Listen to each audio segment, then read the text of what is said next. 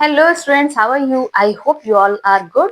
पढ़ाई अच्छे से चल रही होगी और अब तो बोर्ड्स एग्जाम बहुत ज्यादा पास है, तो आई होप आपने सारा सिलेबस कवर कर लिया होगा। क्योंकि अब सिलेबस अगर कवर कर चुके हो तो इट्स टाइम कि आप क्वेश्चन बहुत ज्यादा से ज्यादा प्रैक्टिस करो, है ना। और क्वेश्चन प्रैक्टिस करते टाइम सबसे ज्यादा मन में सवाल ये उठता है कि कौन सा क्वेश्चन ज्यादा इंपॉर्टेंट है, कौन सा आएगा, कौन सा नहीं आएगा, कौन से ऐसे टॉपिक्स हैं जिनको कवर कर लें तो अच्छे खासे मार्क्स मिल जाएंगे, कि ये टॉपिक आते ही आते हैं हम एग्जाम में।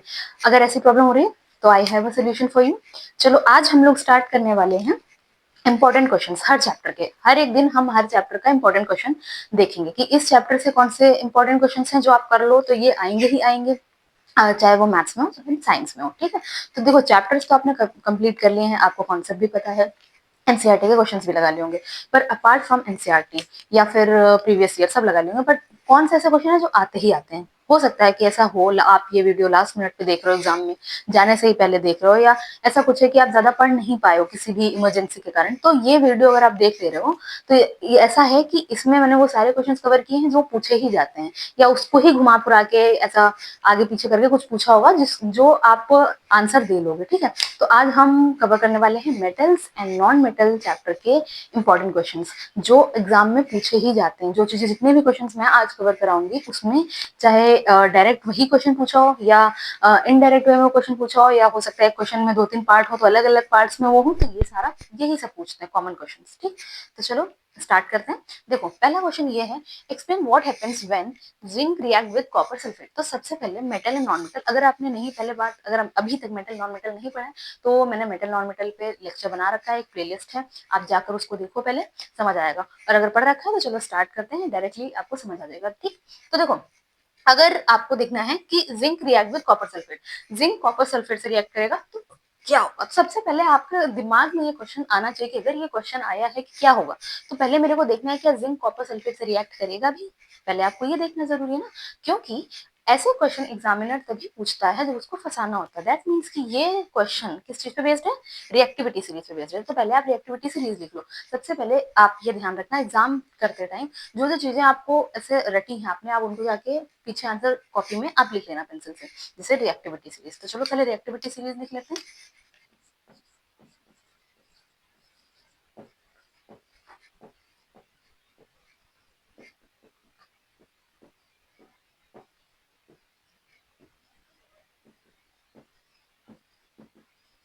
ठीक है, तो ये हुई आपकी रिएक्टिविटी सीरीज। तो देखो ऊपर जितने होते top to bottom reactivity decreases करती है। तो देखो अगर जिंक को कॉपर सल्फेट से रिएक्शन करनी है तो जिंक ज्यादा रिएक्टिव होना चाहिए कॉपर सल्फेट से, तभी वो कॉपर को रिप्लेस कर पाएगा, यही होगा। तो देखो जिंक आता है ऊपर और कॉपर आता है कहाँ, ये नीचे यहाँ पे, तो यानी कि यहाँ पे आप रिएक्शन होगी। तो देखो जिंक प्लस कॉपर सल्फेट, ठीक है, तो ये क्या बनाएगा, जिंक सल्फेट प्लस कॉपर। अब यहाँ पे अगर आपको नीचे आंसर लिखना हो तो आप यहाँ लिख देना कि zinc being more reactive than copper so it replaces copper from the copper sulphate and form zinc sulphate and we get copper. ठीक, अब नेक्स्ट क्वेश्चन क्या कह रहा है, copper react with iron sulphate. Copper जब आयरन सल्फेट से reaction करता है तो वही बात है कि कॉपर को आयरन सल्फेट से रिएक्शन करनी है, तो कॉपर आयरन से ज्यादा रिएक्टिव होना चाहिए तभी रिएक्शन करेगा। देखो हमेशा कभी भी रिएक्शन तभी होती है, रिएक्टिविटी सीरीज पे ही बेस्ड होती है। कोई भी मेटल रिएक्ट तभी करेगा जब वो ज्यादा रिएक्टिव हो दूसरे वाले से। तो देखो आयरन कहाँ है, यहाँ, आयरन यहाँ है, कॉपर कहाँ है, यहाँ। अब आयरन ज्यादा रिएक्टिव है या कॉपर, कॉपर ज्यादा आयरन ज्यादा रिएक्टिव है, तो कॉपर रिएक्शन नहीं दिखाएगा। ठीक, तो यहाँ पर क्या होगा, कॉपर प्लस FeSO4, यहाँ पे आप लिखोगे नो रिएक्शन। ठीक, as copper being less reactive than FeSO4 so no reaction takes place। ठीक, ये चीज बस।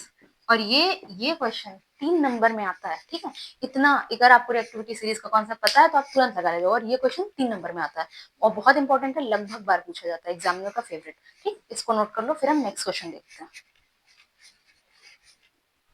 Okay, let's see the next question. Next question says describe the process of rusting of iron. Write the necessary condition. ये भी 3 marks में आता है कि आपको नेसेसरी रस्टिंग ऑफ आयरन क्या होता है और नेसेसरी कंडीशन क्या है रस्टिंग होने के लिए, ठीक है। देखो रस्टिंग ऑफ आयरन, देखो कैसे आपको आंसर लिखना है इस तरीके से, इज एज इट इज, इसलिए मैंने एक फॉर्मेट लिख दिया। देखो rusting is a slow process in which iron react with moisture and oxygen. Moisture means water content. Iron क्या होता है, मॉइस्चर और ऑक्सीजन से रिएक्ट करता है और एक रेडिश ब्राउन फ्लेकी सब्सटेंस बनाता है जिसको हम रस्ट कहते हैं। And this process known as rusting of iron. ये लिखोगे आगे। केमिकली रस्ट क्या होता है, hydrated iron third oxide. Hydrated iron third oxide का मतलब है कि हाइड्रेटेड, इस यहाँ पे हाइड्रेटेड का ये मतलब होता है कि water molecule iron surrounded by water molecule, iron oxide surrounded by water molecule. Third का मतलब आयरन पे जो होगा +3 चार्ज होगा और ऑक्साइड, आयरन ऑक्साइड के अराउंड, ये जैसे Fe2O3 के अराउंड आपके वाटर मॉलिक्यूल्स सराउंडेड है, वाटर मॉलिक्यूल, इसको बोलते हैं हाइड्रेटेड आयरन थर्ड ऑक्साइड, ठीक। तो रिएक्शन क्या है, 4Fe plus 3O2 x molecule of water, कुछ भी जितने भी एक्स मॉलिक्यूल ऑफ वाटर के हैं, तो ये क्या बनाता है, आयरन ऑक्साइड 2Fe2O3.XH2, ये होता है रस्ट, ठीक। तो देखो इसमें अगर आप ऐड करना चाहते हो और भी, अगर आपको लग रहा है कि थोड़ा कम है और ज्यादा ऐड कर सकते हो, तो इसमें लिख सकते हो कि when iron comes in contact with moisture and in the presence of oxygen in the atmosphere, iron क्या होता है, अपने इलेक्ट्रॉन लूज करता है, फिर 2+ में जाता है, फिर वाटर मॉलिक्यूल सराउंड हो जाता है और फिर रस्टिंग होती है, ठीक। इतना करके आप इसको थोड़ा इलेबोरेट करके लिख सकते हो। फिर नेसेसरी कंडीशन क्या है, नेसेसरी कंडीशन इसमें ऐसा लिख सकते हो कि the conditions necessary for the rusting is, first one is water, moisture होना चाहिए, और दूसरा ऑक्सीजन, ठीक। ये दोनों ही होने चाहिए।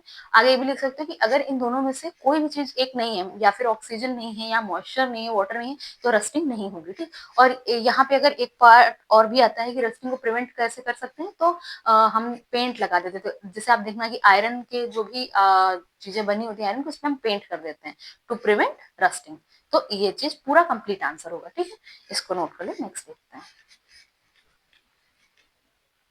देखो नेक्स्ट क्वेश्चन है, right the steps involve in the extraction of metal of medium reactivity series. तो मीडियम रिएक्टिविटी सीरीज में जो भी मेटल्स आते हैं उनका एक्सट्रैक्शन कैसे करते हैं, ठीक है। तो हमको बताना है कि मीडियम वालों का एक्सट्रैक्शन कैसे है। तो देखो एक्सट्रैक्शन जो है 3 टाइप पे हम करते हैं on the basis of their reactivity. High reactivity series में हम क्या यूज करते हैं, इलेक्ट्रोलिसिस। मीडियम वाले में हम रोस्टिंग या कैल्सिनेशन करते हैं, और एकदम लो रिएक्टिविटी सीरीज मेटल जो होते हैं उनको हम सिंपली हीट करते हैं, ठीक है। तो ये जो पूरा एक्सट्रैक्शन वाला टॉपिक है ना, वो अच्छे से मैंने अपनी वीडियो में एक्सप्लेन किया है, जो इसमें मैं ऐड कर दूंगी, आप देख लेना अच्छे से, उसमें पूरा उसका एक्सप्लेन किया है। आप एक बार उसको देखोगे आपको अच्छे से समझ आएगा, वो देखो, क्योंकि मैं आपको यहाँ पे बता दे रही हूँ कि देखो जब आपको इसका प्रॉपर आंसर लिखना होगा तो आप यहाँ लिखना कि the medium reactivity series metals are extracted by roasting और कैल्सिनेशन, ठीक है। अगर वहां पे कार्बोनेट है, अगर जैसे जिंक कार्बोनेट, अगर हमको जिंक कार्बोनेट का और एक्सट्रैक्ट करना है तो हम वहां पे कैल्सिनेशन करते हैं। जिंक सल्फाइड का करना है तो हम वहां पे रोस्टिंग करते हैं, ठीक है। एक में एक्सेस ऑफ ऑक्सीजन की प्रेजेंस में हीट करते हैं, एक में लिमिटेड ऑक्सीजन की सप्लाई देते हैं, ठीक है। तो इस तरीके से हम मीडियम रिएक्टिविटी सीरीज को हम ऑब्टेन करते हैं या फिर हम एक्सट्रैक्ट करते हैं, ठीक है। तो उसका इसमें मैं वीडियो ऐड कर दूंगी, उसका पूरा प्रॉपर आंसर दें, क्योंकि ये एक बहुत ही बड़ा, मतलब अगर आप लिखने जाओगे, अगर मैं इसमें यहाँ भी लिखाऊंगी तो बहुत लंबा आंसर आएगा, तो इसलिए वो वीडियो जरूर देखना। और इसलिए भी आपको देखने को मैं कह रही हूँ क्योंकि वो टॉपिक जो है ना, ये एक्सट्रैक्शन वाला, ये अपने आप में उससे 5 नंबर 3 नंबर क्वेश्चन बनते हैं, तो ये टॉपिक आपको पता होना बहुत जरूरी है। इसीलिए मैंने इंपॉर्टेंट ये जो वीडियो है ये बनाया, ताकि आपको समझ आए कि क्वेश्चन कौन से इंपॉर्टेंट है, टॉपिक कौन से इंपॉर्टेंट है। तो ये एक्सट्रैक्शन वाला जो टॉपिक है ना, जो ये वीडियो है, प्लीज इसको देखना ताकि ज्यादा आपको समझ आए, और इससे जितने भी और टाइप के जो क्वेश्चन बनेंगे वो भी आप कर पाओ, ठीक। तो इस क्वेश्चन को नोट कर लो और ये वीडियो देख लें तो आपको उसका सोल्यूशन मिल जाएगा। और वैसे भी मैं बता दे रही हूँ कि मीडियम रिएक्टिविटी सीरीज वाले जो मेटल्स होते हैं उसमें हम रोस्टिंग और कैल्सिनेशन करते हैं। अगर कार्बोनेट आयन है तो हम कैल्सिनेशन करेंगे। कार्बोनेट और कैल्सिनेशन याद करने का क्या तरीका है, C for carbonate, C for calcination. तो जब कार्बोनेट आयन देखोगे तो वहां पे कैल्सिनेशन करोगे, जहाँ पे सल्फाइड आएगा वहां रोस्टिंग करोगे, और उससे उससे हमको प्योर मेटल एक्सट्रैक्ट हो जाएगा, ठीक। आई होप समझ आया होगा। इसको नोट करो, नेक्स्ट क्वेश्चन देखते हैं। देखो नेक्स्ट क्वेश्चन है, 3 क्वेश्चन है इसमें, ये भी 3 मार्क्स का क्वेश्चन है। Give reasons. पहला है metals are good conductors. Metal good conductor of electricity क्यों होते हैं। क्योंकि मेटल में क्या होते हैं, फ्री इलेक्ट्रॉन्स होते हैं। फ्री इलेक्ट्रॉन जो होते हैं मूव करते हैं और अपने साथ इलेक्ट्रॉनिक चार्ज कैरी करते हैं, जिससे वो इलेक्ट्रिसिटी कंडक्ट कर सकते हैं। That's why metals are good conductor. आप लिख लोगे अपने आप? चलो मैं लिख देती हूँ। Metals have free electron and they move freely in the lattice and they carry, क्या कैरी करते हैं? Electronic charge. They carry electric charge and generate electricity and carry electric charge, and that's why metals are the metals are good conductor of electricity, या metals are good conductor लिख सकते हो, इतना ही ठीक है। that's why metals are good conductors। ठीक। अब इसमें नॉन मेटल पुअर कंडक्टर क्यों है?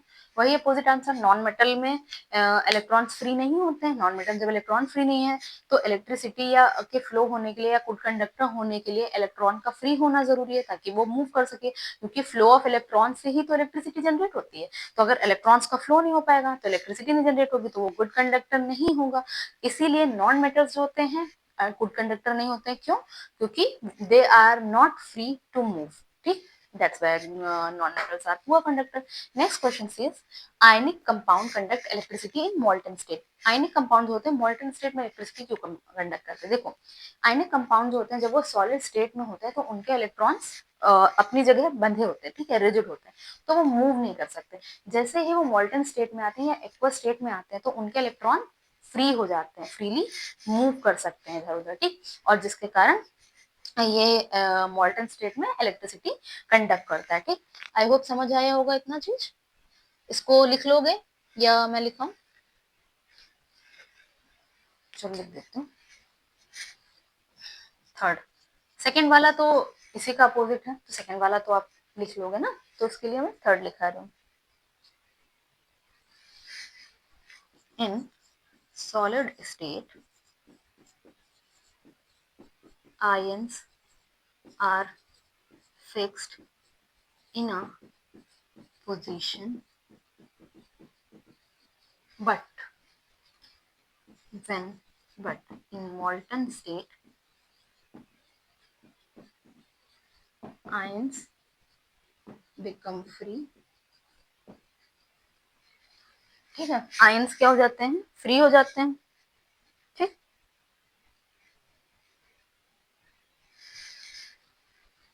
Free to move and these mobile ions, mobile ions का मतलब है जो आयंस इधर उधर मूव कर सकें। these mobile ions carry electronic charge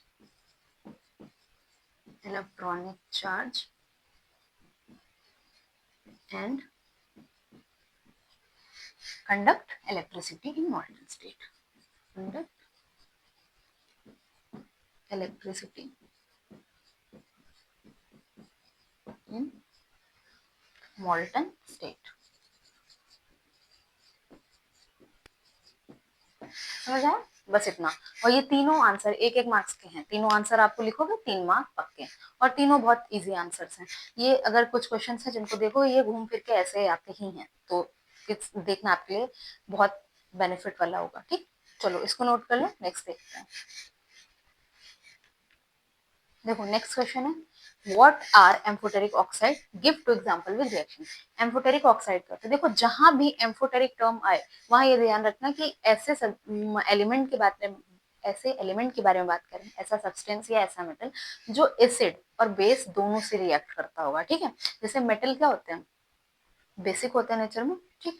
तो उसी तरीके से इसमें क्या है कि एम्फोटेरिक एसिड से भी रिएक्शन करेगा, बेस से भी रिएक्शन करेगा। बस इतनी सी इसकी डेफिनेशन है।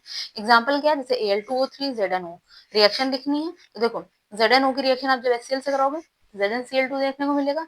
ZnO की रिएक्शन जब बेस से कराओगे, देखो ये क्या है, ये है एसिड, स्ट्रॉन्ग एसिड है, और ये है स्ट्रॉन्ग बेस। ठीक है। तो जब ZnO की रिएक्शन आप NaOH से करोगे, सोडियम जिंकेट और हाइड्रोजन गैस रिलीज होगी। ठीक, इतना सा है। ये 2 मार्क्स में आता है क्वेश्चन। ठीक, हमेशा एम्फोटेरिक ऑक्साइड के बारे में पूछते हैं, जनरली बच्चे एम्फोटेरिक ऑक्साइड भूल जाते हैं, तो इसलिए ये भी बहुत इंपॉर्टेंट क्वेश्चन है, इसको भी नोट कर लो। नेक्स्ट देखते हैं। ठीक है, चलो नेक्स्ट क्वेश्चन देखते हैं। इसमें ये क्वेश्चन आया हुआ है कि आपको फिजिकल प्रॉपर्टीज बतानी है मेटल की। ठीक, दो कोई फिजिकल प्रॉपर्टी मेटल की। ठीक, तो आपने काफी पढ़ी कि गुड कंडक्टर ऑफ इलेक्ट्रिसिटी होता है, हीट होता है ना, डक्टाइल होता है, मेलेबल होता है। तो लिख दो कोई भी कि metals are good conductor of heat and electricity. ठीक है, और दूसरा ये है कि metals are malleable and ductile. ठीक, इसमें जाए। देखो अगर आपने मेटल नॉन मेटल वाला चैप्टर नहीं देखा है अभी, तो उसको देख लेना, उसका वीडियो मैंने उसमें स्टार्टिंग में ही मेटल और नॉन मेटल की फिजिकल प्रॉपर्टीज के बारे में बताया, काफी सारी प्रॉपर्टीज बताई थी, कुछ 7-8 प्रॉपर्टीज बताई थी, वो देख लेना। ठीक, चलो नेक्स्ट क्वेश्चन देखते हैं क्या है। देखो अगर इसी तरीके से मेटल की जगह नॉन मेटल आ जाए, फिजिकल प्रॉपर्टी नॉन मेटल की बतानी है, तो नॉन मेटल में इसका उल्टा कर दो कि पुअर कंडक्टर होता है इलेक्ट्रिसिटी का, मेलेबल नहीं होता है, डक्टाइल नहीं होता है, उसमें साउंड नहीं होती है। ठीक है, तो ये हो जाएगा। ठीक, अगला जैसे आ सकता है कि metal good conductor of electricity क्यों होता है, इसी से मिलता जुलता अगर 1 नंबर में आता तो अभी मैंने इससे पहले जो 3 रीजन वाले क्वेश्चन बताए उसमें ये चीज करवाई थी। ठीक, देखो अगला क्वेश्चन आ सकता है, ये एक एक 2-2 नंबर के हैं कि why sodium kept in kerosene, why sodium kept in kerosene. ठीक, सोडियम को केरोसिन में क्यों रखते हैं। ठीक, देखो सोडियम को केरोसिन में इसलिए रखते हैं क्योंकि सोडियम हाईली रिएक्टिव होता है, एयर या वाटर के कांटेक्ट में आते ही आग पकड़ लेता है। ठीक, that's why sodium kept in kerosene. तो इसका भी आंसर अगर लिखना है तो लिख लो, sodium is highly reactive and reacts vigorously with air and water, so it is stored in kerosene to prevent from catching fire। ठीक, ये हो गया। ये अभी जैसे ये मैं आपको इंपॉर्टेंट क्वेश्चन है, 2 मार्क्स में देखो, एक एक नंबर इंपॉर्टेंट है बोर्ड एग्जाम में। हो सकता है कि मेटल नॉन मेटल से क्वेश्चन 2-2 मार्क्स में ही आए, जरूरी नहीं कि 5 मार्क वाला क्वेश्चन, 5 मार्क वाला क्वेश्चन हो सकता है कि वो इस बार कार्बन एंड कंपाउंड से उठा ले। तो ये जो छोटी छोटी चीजें हैं ना मेटल नॉन मेटल में, एक एक वन वन लाइनर, ये भी बहुत इंपॉर्टेंट, इसलिए मैं छोटे छोटे भी क्वेश्चन करवा रही हूँ आपको, प्रॉपर लिख के बता रही हूँ कैसे आपको एग्जाम में लिखना है। ठीक है, तो ये हो गया। ठीक, नेक्स्ट क्वेश्चन देखते हैं। देखो राइट 3, अगर यही चीज कि फिजिकल प्रॉपर्टीज और भी अगर लिखने को आ जाए, 2 की जगह 3-4 लिखने को आ जाए, ठीक, तब अब देखो अगला क्वेश्चन है जैसे कि right reaction of metal with oxygen, metal oxygen से कैसे रिएक्ट करता है। ठीक, अगला ये क्वेश्चन हो सकता है, right the reaction of metal with oxygen. ठीक है, तो इस केस में क्या होगा, इस केस में सिंपल सिंपल रिएक्शन है, मेटल ऑक्सीजन से रिएक्ट करके मेटल ऑक्साइड बनाता है। ठीक, तो यहाँ लिख लोगे आप, metal react with oxygen to form metal oxide.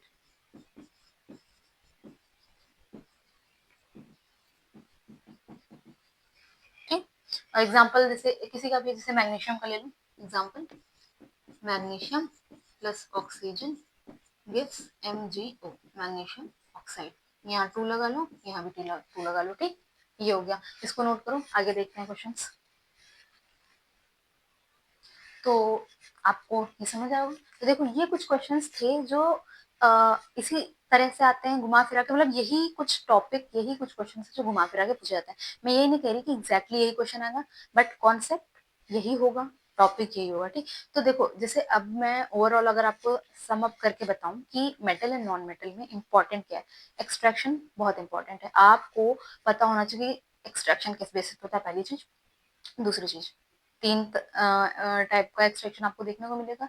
पहला टॉप रिएक्टिविटी सीरीज के लिए, टॉप रिएक्टिव मेटल के लिए, मिडिल वाले के लिए एंड लो रिएक्टिव वाले के लिए, ठीक, तीन के लिए। और फिर आपको सबसे जरूरी है कि हो सकता है ना पूछ के डायरेक्टली आपका मिडिल वाला पूछे, जैसे मैंने अभी जो क्वेश्चन दिया था उसमें आपको बताना होगा रोस्टिंग क्या है, कैल्सिनेशन क्या है, या फिर बहुत फेमस क्वेश्चन है कि एल्यूमिनियम को उसके ओर बॉक्साइड से कैसे एक्सट्रैक्ट करते हैं, ये चीज, ठीक है, ये हो सकता है। आपको रिएक्टिविटी सीरीज जरूर पता होना चाहिए, इसमें एक्सट्रैक्शन जरूर पता चाहिए, और ये जो छोटे छोटे क्वेश्चन बीच बीच से बनते थे वो तो मैंने करा दिए हैं। तो बीच बीच से बनने वाले ये सारे क्वेश्चन हैं, इतने क्वेश्चन। और ये जितना टॉपिक मैंने बताया उसको एक बार और देख लीजिएगा, वीडियो मैंने ऐड कर दी है, प्लीज उसको जरूर देखिएगा, बहुत इंपॉर्टेंट है और बहुत हेल्पफुल है आपके लिए वो। और ये जितने क्वेश्चंस बनते हैं ये इतना कर लोगे तो मेटल नॉन मेटल आराम से हो जाएगा, ठीक। I hope you find this video useful for you, and please don't forget to share this video with your friends who are preparing for the board exam. And if you like this video, and if you want more topics or more video on important questions, then please let me know, and please like, share and subscribe to my channel for such more content, and best of luck for your board exams.